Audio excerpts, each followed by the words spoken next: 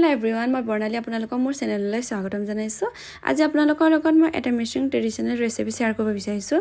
আৰু তেন্তে আহক ভিডিঅ'টো পলম নকৰি আৰম্ভ কৰোঁ।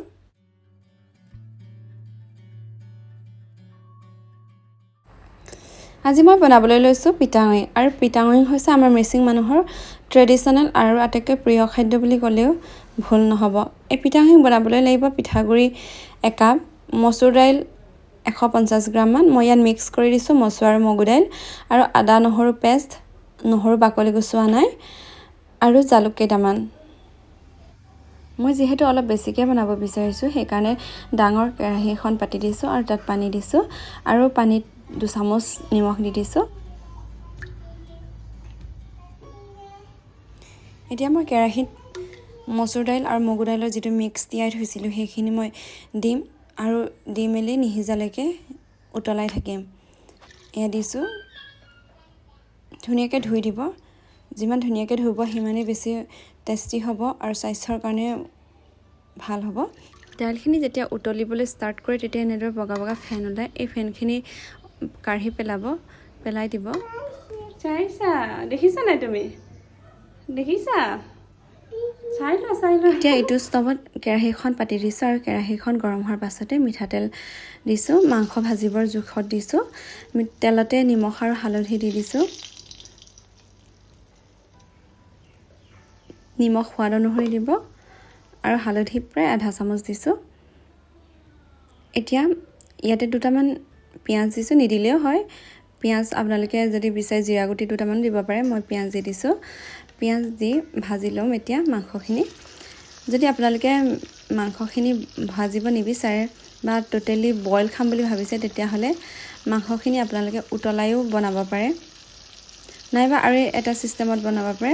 প্ৰথমতে এনেকৈ মাংসখিনি ভাজি ইয়াত দাইলখিনি দি উতলাই যেতিয়া উতলিব তেতিয়া পিঠাগুড়ি দি তেনেকৈও বনায়, কিন্তু মই এনেকৈ বনায়ে খাই ভাল পাওঁ। এতিয়া মাংসখিনি ইয়াত ভাজি ল'ম। মাংসখিনি ইয়াত সিজাকৈ নাভাজোঁ আমি, যিহেতু মাংসখিনি আমি আকৌ য'ত দাইল উতলাই থৈছোঁ তাত দিম আৰু দি মেলি ভালকৈ উতলাম।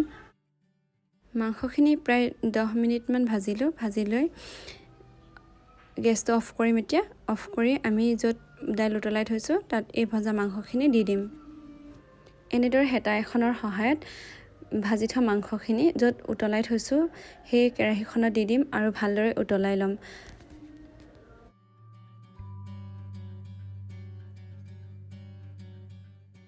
দাইল উতলাওঁতে হালধি নিদিয়াকৈ উতলাইছিলোঁ, সেইকাৰণে এতিয়া হালধি অলপ দি দিওঁ। মাংস ভাজোঁতে হালধি দিয়া হৈছিলে মাংসত, সেইকাৰণে হালধি কমকৈ দিম, এচিকুট দিম। এয়া দেখিছে হালধি দিলোঁ। এতিয়া ভালকৈ উতলাম। পিচি থোৱা আদা নহৰু পেষ্টটো মই উতলি থকা অৱস্থাত দি দিম। তেতিয়া গোন্ধটো ভাল আহিব, সোৱাদ আহিব। গোটেই আদা নহৰু ৰসখিনি চব্জিত সোমাই যাব, চব ভাল লাগিব খাই। দাইলখিনি সিজাৰ পাছত এনেকৈ এমুঠি এমুঠিকৈ পিঠাবোৰ লৈ গোটাকৈ দি নিদিব, ছটিয়াই দিব, মিহি মিহিকৈ ছটিয়াই দিব। এনেকৈ মই যেনেকৈ দিছোঁ তেনেকৈ ছটিয়াই দিব আৰু এখন হাতেৰে লৰাই থাকিব। পিঠাগুড়ি বেছি দিব নালাগে, বেছি দিলে পিঠাগুড়িখিনি ভাতৰ নিচিনা হৈ যায় ঠাণ্ডা হ'লে। সেইকাৰণে কমকৈ আৰু অকণ পাতল হৈ থাকোঁতে পিঠাগুড়ি দিয়াটো বন্ধ কৰি দিব লাগে। পিঠাগুড়ি দিয়াৰ পাছত যেতিয়া উতল আহিব বা উতলি থাকিব তেতিয়া জালুকগুড়ি 2টামান দি দিব। মই জালুকগুড়ি দিওঁতে ভিডিঅ' কৰিব পৰা নগ'ল, যিহেতু ছোৱালী আমনি কৰিলে, সেইকাৰণে ভিডিঅ'টো কৰিব পৰা নগ'ল, কিন্তু আপোনালোকে দিব। পিঠাগুড়িখিনি দিয়াৰ পাছত উতলাব। উতলোৱাৰ পাছত আপোনালোকে যেতিয়া মন কৰিব যে এইখিনি ইমান মই দেখুৱাৰ দৰে কনচিষ্টেঞ্চি হৈছে, তেতিয়া আপোনালোকে জানিব যে হৈ গৈছে আমাৰ পিঠাগুড়ি, আৰু ইমানতে গেছটো অফ কৰিব পাৰে আপোনালোকে। আমাৰ পিঠাগুড়ি ৰেডি হৈ গ'ল। গেছ অফ কৰিলোঁ এয়া, আৰু এয়া এনেকৈ ধুনীয়াকৈ বাতি এটাত বাঢ়ি লৈছোঁ। ভাজি অকণ নহ'লে যিহেতু খাই ভাল নালাগে, সেইকাৰণে ভাজি এখন বনাব বিচাৰিছোঁ। এয়া মাংস লৈছোঁ 300 গ্ৰামমান, আলু 2টা আৰু চেংমৰা এমুঠিমান, আৰু পিঁয়াজ কাটি লৈছোঁ মিহিকৈ, নহৰু আদা আৰু জলকীয়া 3টা। এইখিনি মই এনে ভাজি এখন বনাওঁ, সেইটো বিশেষ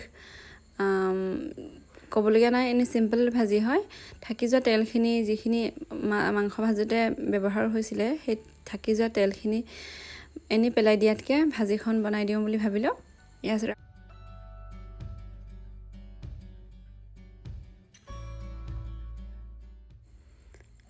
আপোনালোকৰ যদি ভিডিঅ'টো চাই ভাল লাগিলে তেতিয়াহ'লে প্লিজ লাইক কৰিব আৰু কমেণ্ট কৰিব আৰু মোৰ চেনেলটো ছাবস্ক্ৰাইব কৰিবলৈ নাপাহৰিব কিন্তু।